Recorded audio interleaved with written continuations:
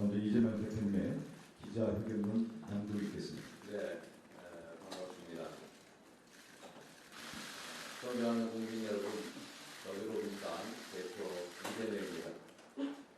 정치의 존재 이유는 민생이고 주권자가 맡긴 권한은 오직 국민의 눈물을 닦고 국민의 더 나은 삶을 책임지는 데 사용돼야 합니다. 그런데 지금 정치는 이 본연의 정치의 역할과 책임을 망각하고 있습니다. 정쟁에 몰두하면서 민생을 외면하고 있습니다. 경제는 하루와 다르게 나빠지고 국민의 걱정은 날로 커져가고 있습니다. 대표적인 사례가 대장동 사건입니다. 이게 벌써 1년을 훌쩍 넘기고 있습니다.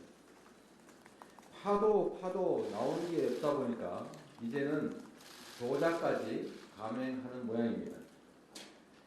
사건의 실체적 진실은 왜곡되고 야당을 향한 정치 탄압과 보복 수사에 칼춤 소리만 요란합니다. 대통령과 특수관계인 검찰 엘리트 특권층은 줄줄이 면죄부를 받아서 법의 심판을 피했습니다. 심지어 명백한 물증이 있는 50억 클럽 곽상도 전 의원은 보석으로 풀려나기도 했습니다. 거듭 말씀드리지만 저 이재명은 단 한 푼의 이익도 취한 바가 없습니다. 온갖 방해에도 민간이 독차지할 뻔했던 택지 개발 이익의 약 3분의 2, 5,500억 원 이상을 공공으로 환수했습니다. 사전에 확정된 4,400억 원, 이것은 이 분당구 대장동과 관계가 없는 본시가지 수정구 신흥동에 공원을 조성하는 것입니다. 공원 조성비 2,700여 원, 그리고 아파트 부지 1,822억 원, 합쳐서 약 4,400억 원을 확정을 했고, 그럼에도 불구하고 사업 도중에 제가 인허가 조건에 붙여서 1,100억 원을 추가 부담시켰습니다. 사실 사전 확정된 약정에 의하면 추가 부담할 이유가 없는데 제가 인허가권을 활용해서 추가 부담을 시켰기 때문에 이 김만배 등 이분들이 저를 온갖 욕을 했습니다. 본인이 직접 육성을 한 말도 있습니다. 공산당 같은 XX 뭐 등등 이렇게 저를 원망하고 욕했습니다.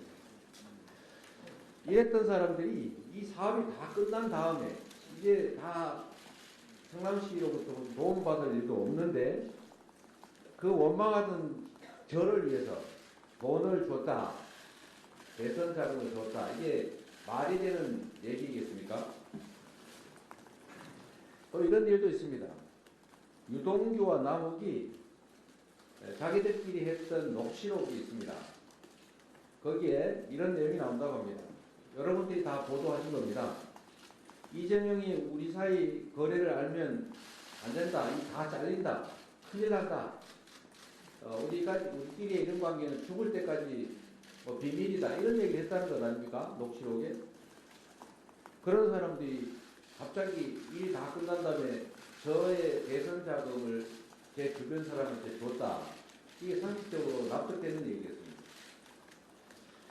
또 남욱이 지금 이 돈을 줬다고 하는 것 같은데 보도를 보니까 남욱 씨가 2021년 10월에 이제 구속을 앞두고 사실상 강제 귀국하면서 JTBC와 인터뷰를 했지 않습니까? 여러분도 다 기억하실 겁니다.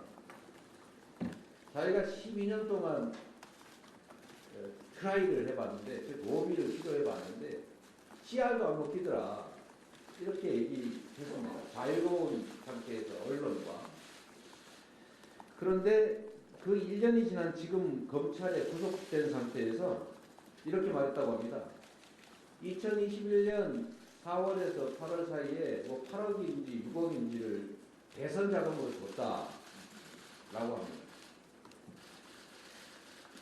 과연 2021년 10월에 자유롭게 언론사와 한 인터뷰, 그리고 지금 구속된 상태에서 한 이야기, 이 중에 과연 어떤 게 더 진실에 가깝겠습니까? 언론인 여러분들도 아시겠지만 이걸 뇌물로 줬다면 본인이 아주 심하게 처벌받을 텐데 그거 뇌물로 주고받았다면 이걸 정치 자금으로 줬다고 하면 전달한 사람 책임도 없을 것이고 형량도 거의 엄청 낮아지겠죠.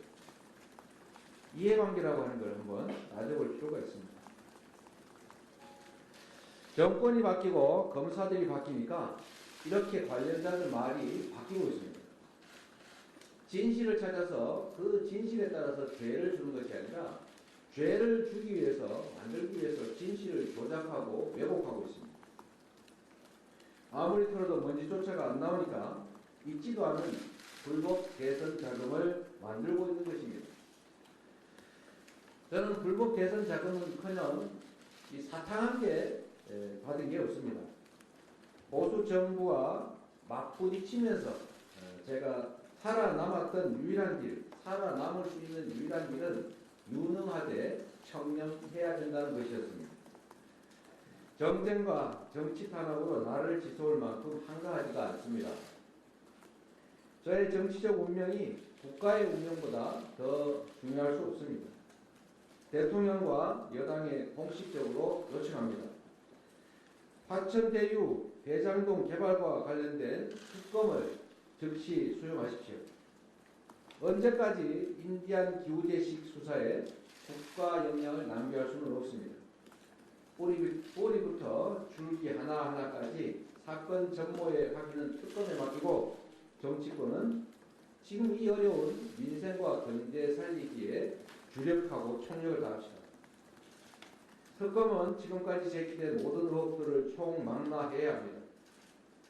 대장동 개발과 하천대유에 대한 실체 규명은 물론이고 결과적으로 비리 세력의 종잣돈을 지켜주었던 대통령의 부산저축은행 수사의 문제점과 의혹 그리고 그와 관련된 허위 사실 공표 의혹에 대해서 조사해야 합니다.